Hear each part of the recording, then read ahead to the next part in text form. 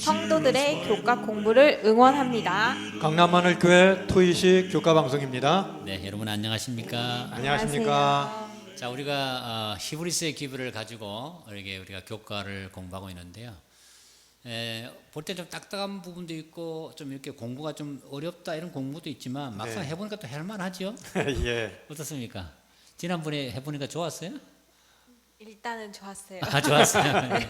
근데 이제 공부를 열심히 안 하다가 또 공부를 열심히 한 네. 계기가 되잖아요, 그죠? 네, 맞아요. 그래서 아마 이 한기의 공부를 다 하면 히브리서에 대해서는 박사가 되지 않을까. 그죠? 네. 히브리서에 대해서 말씀해 주실 할 때 아마 말할 것이 있는 사람이 될 것 같습니다. 자, 오늘은 제2과 히브리서의 기별인데요. 저는 그런 생각이 히브리서가 만약에 없다면 어떤 일이 벌어졌을까? 그 초대교회 성도들로 하여금 예수님이 하늘로 가셨어요. 그런데 예수님이 하늘로 가신 다음에 뭐 하시지? 아무것도 모르잖아요. 뭐 하시지? 왜 안 오셔? 근데 히브리서는 하늘에서 예수님께서 뭘 하고 계신지를 자세히 설명해 주고 있거든요. 그런 의미에서 히브리서는 지금 예수님이 하는 사역을 이해하도록 우리를 잘 이해시켜주는 그런 중요한 책이라고 생각을 합니다. 자, 오늘은 예수님께서 히브리서 기별이신 예수님에 관해서 우리가 공부를 좀 하는 시간이 되겠는데요. 우리 기억질 한번 읽어보겠습니다. 네. 지금 우리가 하는 말의 요점은 이러한 대제사장이 우리에게 있다는 것이라. 그는 하늘에서 지극히 크신 이의 보좌 우편에 앉으셨으니. 자, 그렇습니다. 여기 보니까 이 히브리서의 저자가 히브리서는 저자가 안 나와 있어요. 누가 기록했는지. 근데 누구라 생각되세요? 혹시 누가 썼을 것 같아요? 누가 썼다는 표현보다 모르겠어요. 신학자들도 막 헷갈려 하니까. 그래서 우리는 이제 바울이 쓰지 않았을까 이런 생각을 많이 합니다. 바울도 이제 로마인도 시브린이고 했기 때문에 시브린이 썼는데 이 요점에 대해서 말하면서 이런 간추려서 말한다면 이제 중요한 것을 한마디로 표현한다면 이런 대상이 지금 우리에게 있다. 하늘에서 우리를 중보하고 계시다. 이제 그 얘기를 하고 있거든요. 자, 예수님의 그 오늘 역할이 보면 이제 그 여러 가지예요. 자, 우리가 역할이 좀 한 사람인데 역할이 좀 다른 경우도 있잖아요. 그 대표적인 얘기가 부모 같아요, 그죠? 그렇죠. 부모는 어떤 역할을 한다고 생각하시는지 한번. 저도 이제 첫 아기를 낳았을 땐 초보였어요. 준비가 안 그렇죠. 됐던. 맞아요. 예. 내가 부모가 되리라는 생각도 못 해봤고 막상 되니까 어떻게 해야 될지 모르겠고 네. 그거에 대해서 학교에서 안 가르쳐 줬거든요. 예. 그래서 이제 저도 같이 시행착오를 겪으면서 배우는 거예요.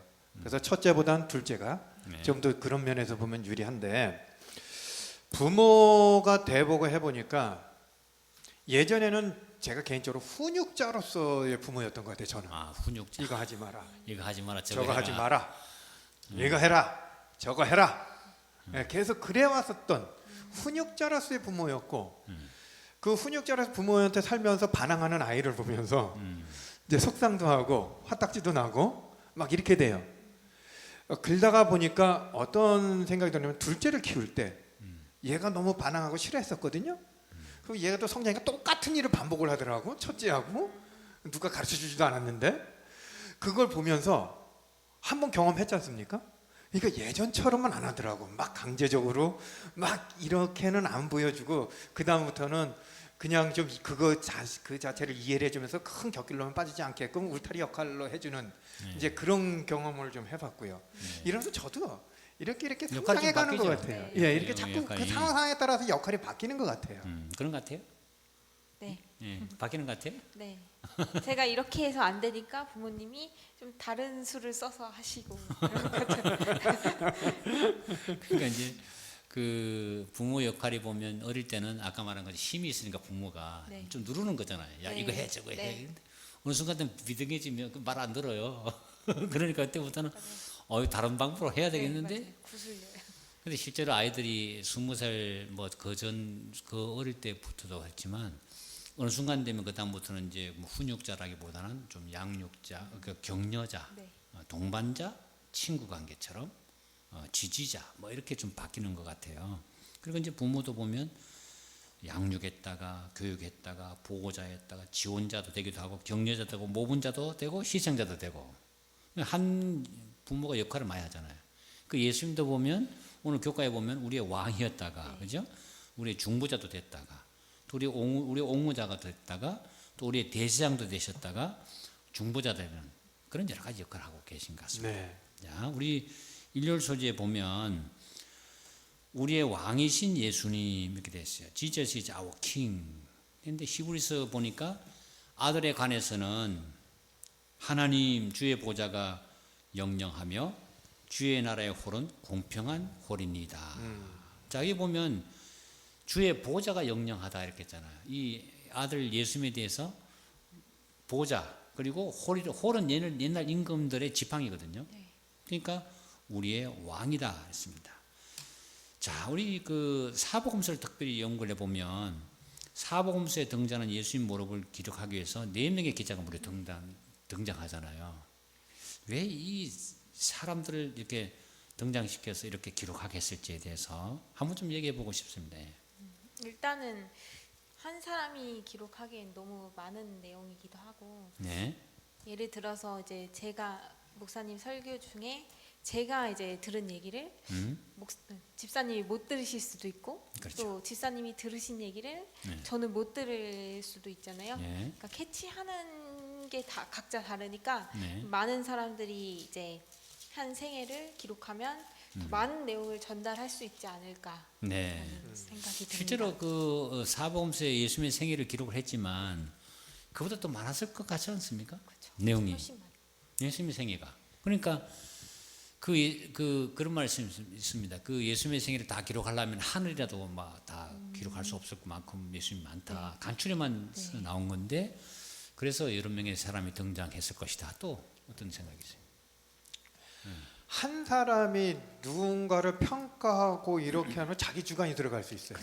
그럴 자기가 수 있죠. 배운 것이 거기에 포함돼서 또 들어갈 수도 있고 교육받은 거에 따라서 그러다 보니까 한 사람이 자기 관점에서만 기록을 하게 되면 너무 편협하게 갈 수가 있어요. 네.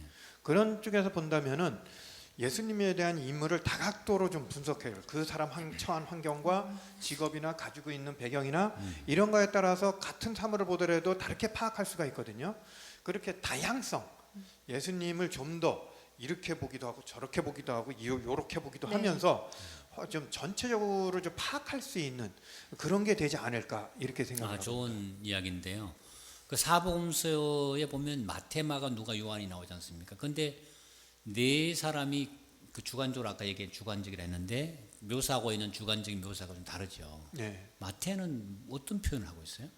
마태는 왕으로서 네. 그렇죠. 그렇습니다. 그 유대인으로 왕으로 오신 예수님을 마가는 종으로 그죠? 섬기시는 종으로. 그래서 마가복음에는 유일하게 족보가 없어요. 메시아 족보가 없어요. 그렇죠. 예. 그래서 마태도 있고 누가도 있어요. 족보는. 예. 그렇죠? 근데 마가는 족보가 없어요. 섬기는 종에 무슨 족보가 필요하겠어요?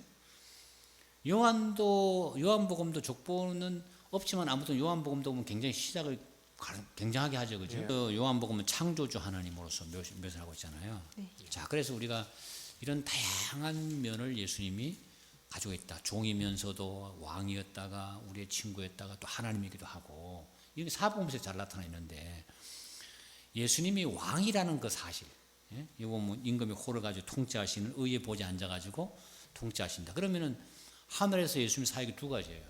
왕으로서 통치하는 사역과 대제사장으로 중보하는 사역이잖아요. 네. 자, 그러면은 우리가 예수님 왕이라는 이 사실은 우리가 어떤 위로가 되고 격려가 될지 한번 얘기해 볼까요?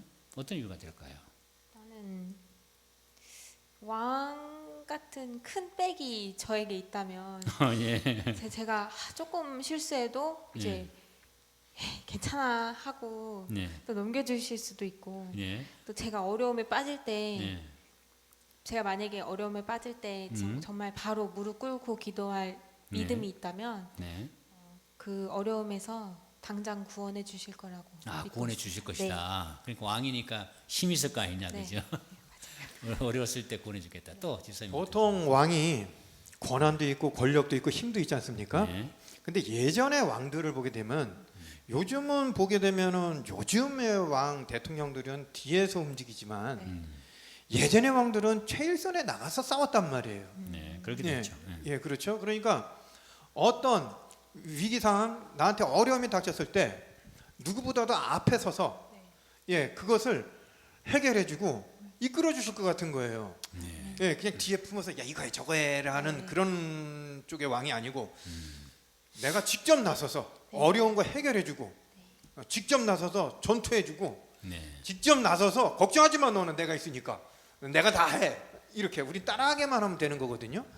그러니까 그런 지금의 우리가 생각하는 왕이 아니고 예전의 왕으로 본다면 정말 모든 걸 앞서서 진두지휘하고 이끌어가고 모본을 보여주는 왕으로서의 그런 모습. 네, 그러니까 지금하고는 좀 옛날하고는 달랐죠, 그죠? 예, 예. 역할이 좀 달랐는데 옛날에는 실제로 장군이면서도 왕이면서도 다윗같이 막 그랬지 않습니까? 예, 그렇죠. 전쟁에 나가 싸우기도 예, 예. 하고 예수님 우리의 왕이라는 사실이 선악의 대쟁투에서 결국은 우리가 승리할 것이다 믿음을 가져다 주잖아요. 아멘. 그죠? 근데 그 여호수아에게 나타났을 때도 보면 여호와의 군대 장관으로 나타나잖아요. 그죠? 나타나서 여리고성을 무너뜨리는 방법에 대해서 다 알려주시거든요.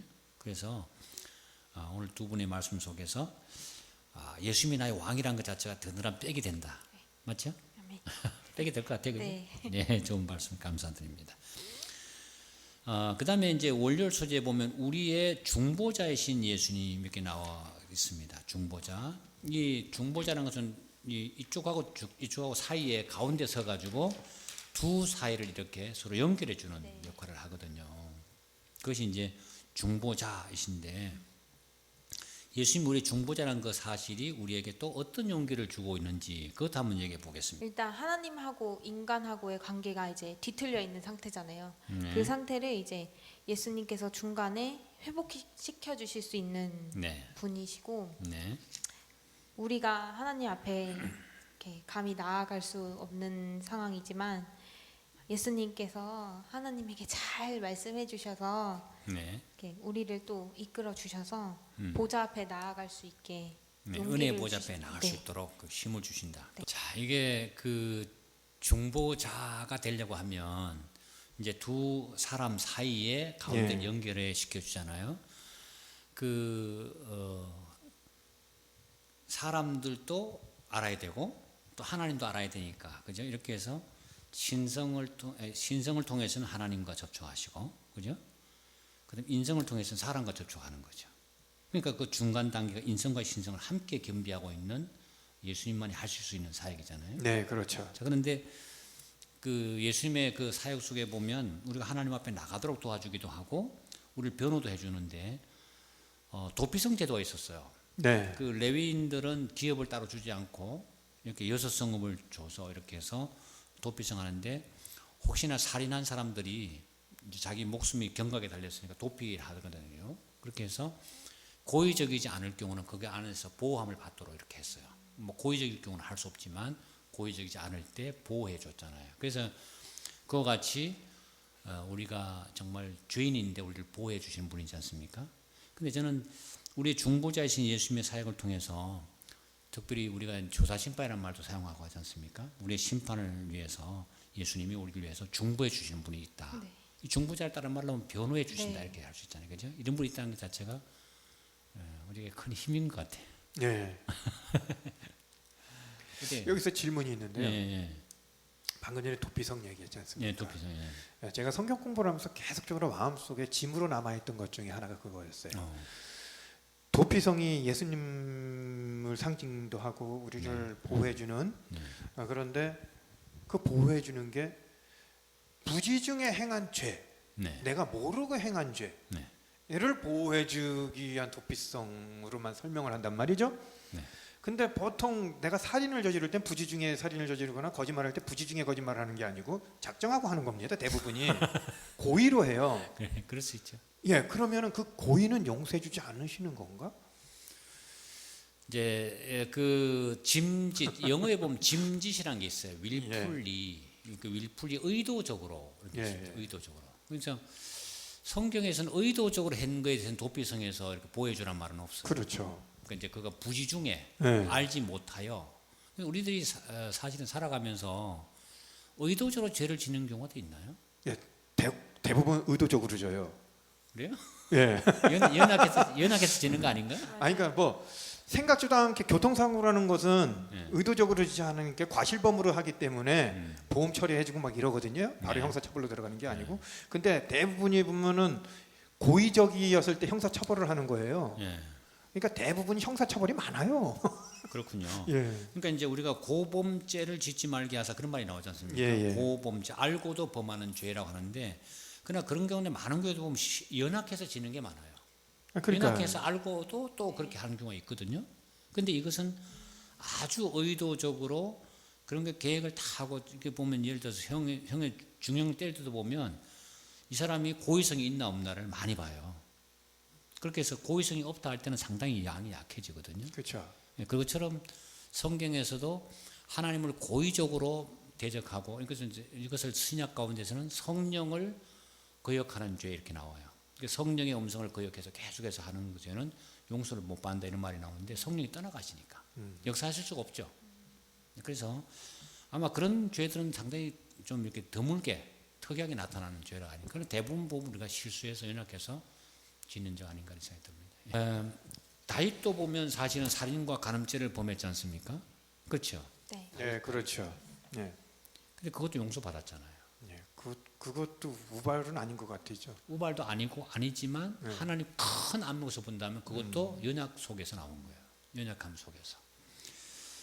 자, 이제 하이라이트 좀 우리의 옹호자이신 예수님입니다. 근데 우리의 옹호자가 원문에 보면 우리의 아워 챔피언이에요. 우리의 승리자가 되신 네. 예수님이 나오거든요. 여기 보면 예수님이 결국은 이제 마귀에게 사로잡힌 자들을 해방시켜 주시고 또 우리를 이제 종으로 사는 우리를 놓아주려 하심이니 이랬습니다. 그래서 예수님 십자가에서 다 이루었다 승리자가 되시는데 자 예수님이 다 이루었다 승리자가 됐다. 이것은 우리에게 또 어떤 힘과 용기를 줄지 우리의 옹호자 승리자 되신 예수님에 대해서 얘기를 한번 해보고 싶습니다. 제가 좀 전에도 얘기를 했는데 왕이신 예수님께서 승리자가 됐다는 것은 네. 그분이 내 대신 앞에 나가서 싸워주신 거거든요. 네. 싸워서 이겼어요. 그러니까 그분이 이긴 그 발자취를 따라가게 되면은 저도 그와 똑같이 승리할 수 있다는 모범을 보여주신 거거든요. 그러니까 예수님의 승리가 곧 나의 승리로 귀결될 수 있을 것 같아요. 제가 한번 이게 맞는 얘기인지는 잘 모르겠는데 네. 우리가 보통 국가대표 선수들을 보게 되면서 네, 내가 그렇죠. 직접적으로 뛰진 네, 않지만 내가 뛰는 네. 그 즐거움을 푹 빠지지 않습니까? 네. 뭐 일본하고 축구를 한다면 더더욱 네. 다른 나라도 아니고 일본하고 축구 권투 또는 무슨 운동 경기를 하더라도 그럼 한 몸이 돼서 하나같이 응원을 해줘요. 그렇지 않습니까? 이겨라, 일어나, 막 쓰러졌어. 그럼 일어나 한 목소리로 우리가 응원하고 어떻게든 일어나게 해서 다시 나가서 싸우게 이겼으면 하는 바람이거든요. 그래서 이겼어. 그럼 그 한 사람의 이김이 아니란 말이죠. 그렇죠. 예, 거기에 속한 우리 대한민국 사람 이 모든 사람이 똑같이 내 승리로 기뻐하는 거거든요. 네. 그런 거 보면 나를 대신해서 세워주는 네. 우리 모두의 인류를 위해서 싸워주는 그런 예수님을 보면서 우리가 어떤 생각을 할까요? 일명 국가대표 선수들도 그런 함대 불구하고 왕이 나 대신 싸워줄 때. 그 이제 우리가 보통 이제 좋은 얘기를 하셨는데 우리가 국가대표끼리 이제 일본하고 붙잖아요. 그럴 때도 네. 열나게 그렇죠. 특히 일본하고 할 때는 또 막 열띠나게 하지 않았습니까? 근데 이제 예를 들어서 2대1로 지고 있다가 후반전에 갑자기 넣어가지고 3대2로 이겨버렸어. 4대1로 이겨버렸다면 와 하면서 막 대한민국이 이겼다 이랬잖아요. 그렇죠. 맞아요. 그 11명이 이겼다 하지 않고 대한민국이 이겼다. 그러니까 그 대표자가 이긴 것이 우리의 승리로 받아주는 거죠. 네, 그렇죠. 예수님의 십자가에서 다 이루었다고 승리하신 것은 네. 사실은 우리의 승리다. 네. 네. 그래서 예수님의 승리를 떠나서 또 우리의 승리이기도 하니까 좋은 말씀입니다. 또 어떤 게 있을까요? 일단 예수님께서는 내가 세상을 이겼노라라고 하셨잖아요. 네. 그런 것처럼 이미 승리하신 예수님께서 이제 저희 또한 세상에서 맞는 이 환난을 이길 수 있게 네. 해주셔요. 네. 그러면서 이제 제가 그것을 믿음을 잡고 나아가는 게 이제 저희의 할 일이라고 생각을 합니다. 네. 그러니까 우리가 세상 살아가면서 예수님이 너희가 세상에서 환난을 당하나 근심하지 마라. 내가 세상을 이겼노라. 그래서 이미 정복이 된 거죠. 그런 재밌는 얘기가 있습니다. 그 독일이 2차 대전을 했지 않습니까? 네. 그때 이제 노르망디 상륙 작전을 연합군이 감행하면서 거기서 이제 그 D-Day가 나와요. D-Day. 그래서 디시전 데이 해가지고 결정적으로 이제 승리를 얻은 거죠, 거기서. 그리고 V-Day가 또 있어요. 그러면서 독일이 완전히 그날 항복한 건 아니고요. 계속해서 연합군과 싸웠거든요. 근데 마침내 디시전 데이 다음에 V-Day 해서 독일에 가서 베를린에 가서 연합군이 길을 꼽았단 말이에요. 이렇게 되기까지는 몇 개월 때 흘러갔어요. 그러니까 지금 십자가 사건은 디시전이다. 아주 결정적인 승리였고 예수님이 재림하시는 그날이 빅토리 데이, 그 승리의 날인데 그 사이에 우리가 좀 살고 있는 거다. 이런 얘기를 하기도 합니다. 자, 근데 아무튼 우리의 삶에서 우리의 챔피언이신 아워 챔피언이긴 하거든요. 우리의 챔피언이신 그리스도께서 사단과의 싸움에서 승리했다는 것 사실은 우리에게 엄청난 승리를 안겨다 주었고 또 우리에게 또 승리할 수 있는 용기를 주었다. 네. 자, 그 성경에 보면 그런 말 나와요. 성경절에 나 여호와가 말하노라 용사의 포로도 빼앗을 것이요 두려운 자의 빼앗긴 것도 건져낼 것이니 이는 내가 너를 구원할 것임이라. 네. 근데 그 실제로 용사의 포로도 빼앗는 것처럼 바벨론이 와서 다 잡아갔잖아요. 이렇게 바벨론 다 잡아갔잖아요. 근데 하나님 다 또 데려오시잖아요. 그죠? 예. 그러니까 못하실 것이 없는 거죠. 자, 아주 좋은 말씀 감사드리고 수요일날 보면 우리의 대제사장이신 예수님입니다. 그죠? Jesus is our high priest예요. 이 종교는 아무나 스스로 취하지 못하고 오직 아론과 같이 하나님의 부르심을 입은 자라야 할 것이니라. 그러면서 예수님께서 우리의 대제사장이다 이렇게 하시는데요. 자, 제사장들이 하는 일들이 나와 있지 않습니까? 그죠? 그런 직분들을 보면서 예수님이 지금 어떤 일을 하고 계신지에 대해서 한번 좀 얘기해 보겠습니다. 제가 봤을 때 네. 제사장으로서 하는 기본적인 역할이 세 가지가 있다고 배웠습니다. 네. 하나는 이제 사람과 하나님을 연결시켜주는 중보자의 네. 역할이 하나 있고, 또 하나는 사람들에게 하나님의 율법을 가르치는 율법을 가르치는 교사로서의 직분이 하나가 있고요. 또 하나는 여호와의 이름으로 축복할 책임을 가지고 있다고 돼 있어요. 네. 그러니까 이게 보통 이렇게 세 가지로 이렇게 나누는데 저희들이 이제 대부분이 많이 보는 게 이제 제사장으로서 하나님과 우리를 연결시켜주는 중보자로서의 역할만 우리가 실질적으로 지금 보면은 많이 얘기하고 있어요. 예, 그거밖에 없는 줄 알아. 예, 근데 이제 보게 되면 율법도 하나님의 말씀이 무엇이다라는 것도 가르쳐줘요. 네. 예, 그 몽학 선생으로 역할처럼 그 율법이 무엇인지도 가르쳐주고 또는 하나님의 이름으로 축복까지 해주는 축복의 통로 역할도 해줘요. 네. 예, 그렇죠. 예, 근데 우리는 대부분 다 잊어버리고 중보자 역할만 자꾸 이제 많이 보죠. 이제 그거를 우리가 많이 강조를 하다 보니까 본의 아니게. 근데 그거와 똑같이 하나님의 말씀을 순종하는 그 율법이 무엇인지 거기에 순종해야 된다는 것도 알려주는 거고, 하나님이 이러한 축복을 우리한테 준다는 것을 알려줘서 그 축복이 우리께 실질적으로 될 수 있게끔 해주는 역할까지 우리가 이거는 꼭 기억해둬야 될 것 같습니다. 네. 그러니까 대제사장 역할이 여러 가지가 있네요, 그죠? 예, 그렇죠. 그런 응징자분 할 말씀하세요. 저도 일단 그냥 죄인이 제물을 바치고 네. 그걸 이제 지성소 안으로 제사장이 가져가서 네.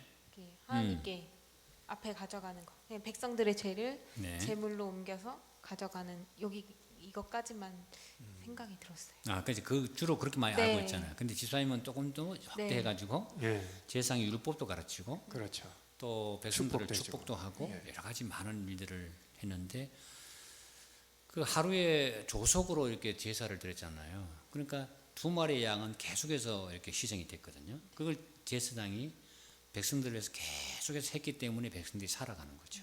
그렇죠. 그러니까 사실은 이스라엘 역사에서 보면 출애굽한 이후에 피 흘림이 없이는 사실은 산 적이 없어요. 다 피 흘림을 통해서 계속해서 이제 그렇게 이스라엘 백성이 유지돼 살아가는데, 자, 그리고 우리가 적용해 본다면 예수님이 지금도 하늘 지성소에서 그분의 피로 우리를 중보하고 있으니까 지상의 백성들이 살아가는 게 아닌가. 아, 네, 그죠? 맞습니다. 그런 깨달음이 옵니다. 그런 의미에서 우리가 예수님 하늘 성소 사역에 우리가 굉장히 관심을 가져야 된다 생각을 합니다. 예. 자, 이제 마지막 이제 목요일 소지에 더 좋은 언약의 중보자 되시는 예수님 이렇게 나와 있어요. Jesus our better covenant였습니다. 더 좋은 언약의 중보자 이렇게 되는데, 이 예수님 이제 하는 말의 중요한 것은 이러한 대제사장이 우리에게 있는 것이다. 그가 하늘에서 위엄의 보좌 우편에 앉으셨으니 성소와 참장막에 부르는 자라 이 장막은 주께서 베푸신 것이고 사람이 한 것이 아니니라. 자, 제가 한번 질문을 해보고 싶은 게 있는데요.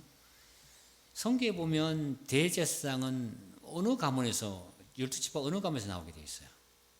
대제사장이요? 제사장은 12지파 중에 레위 레위 지파가 맞는데, 그렇죠? 레위 예. 레위 지파에서 나오게 되잖아요. 레위 지파 아론의 예, 아론의. 자손만이 대제사장이 될 수가 있었잖아요. 예. 자, 그런데 예수님은 레위 지파가 아니죠. 예수님은 무슨 지파예요? 예수님이 무슨 지파? 예수님 유다 지파죠. 아, 유다. 자, 이거 유다 지파인데 이 유다 지파가 어떻게 제사장이 될 수 있어요? 그러게요. 유다가 왜 제사장이 될 수 있죠? 자, 이걸 지금 우리가 히브리서 기자가 얘기를 하고 있어요. 그래서 이게 히브리 기자가 그 독자들에게 편지를 쓸 때 반드시 질문이 돌아와요. 무슨 소리냐? 제사장은 레위 지파의 아론 가문에서만 나오는데 예수님 유다 지파잖아요. 근데 어떻게 제사장이 될 수 있지? 그럴 때 이 히브리서의 저자가 어떻게 설명하는가 하면 예수님은 멜기세덱의 반차를 쫓아서 제사장이 됐다. 그걸 말하고 있는 거예요.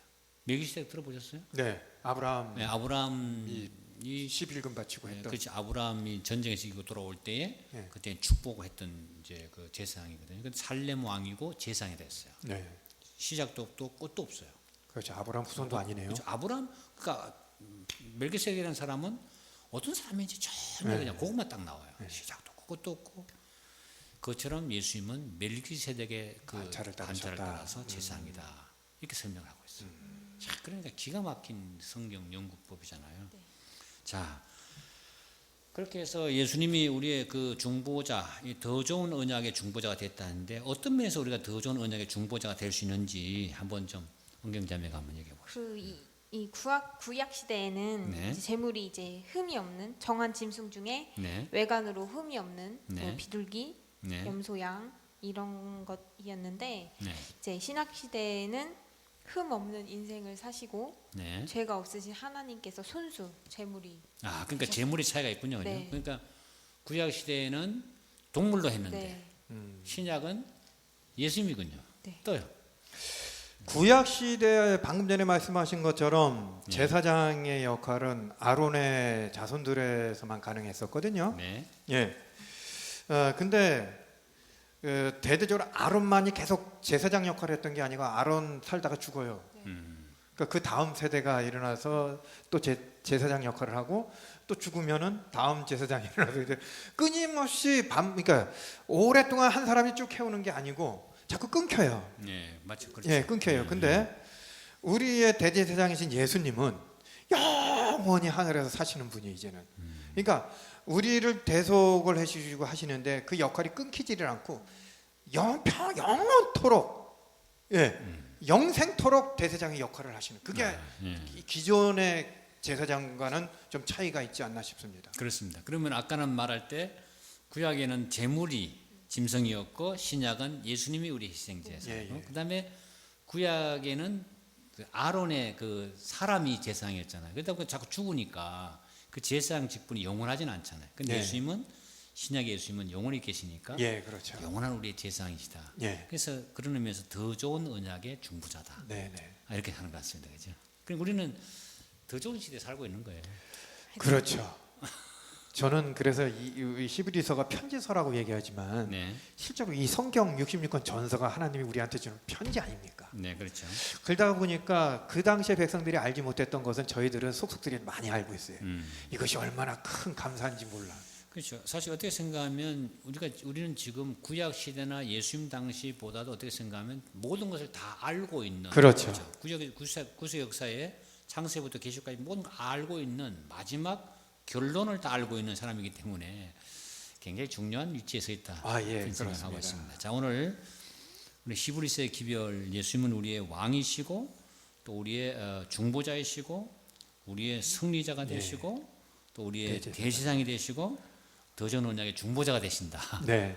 이런 히브리서의 그 기별을 함께 공부했는데 아주 상당히 좋은 공부였습니다. 그렇죠? 네. 네, 감사드리고요. 두 분 감사드리고 우리 핵심 정리 한번 읽어보겠습니다.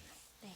첫째, 예수님께서는 우리의 구원을 위하여 다양한 모습으로 봉사하고 계십니다. 아멘. 네, 두 번째, 예수님께서는 우리의 왕, 대제사장, 우리의 중보자가 되셔서 변호하여 주십니다. 아멘. 네, 오늘 수고 많이 하셨습니다. 우리 다음 3과에는 약속된 아들이란 주제로 찾아뵙겠습니다. 여러분 대단히 감사합니다. 감사합니다. 네.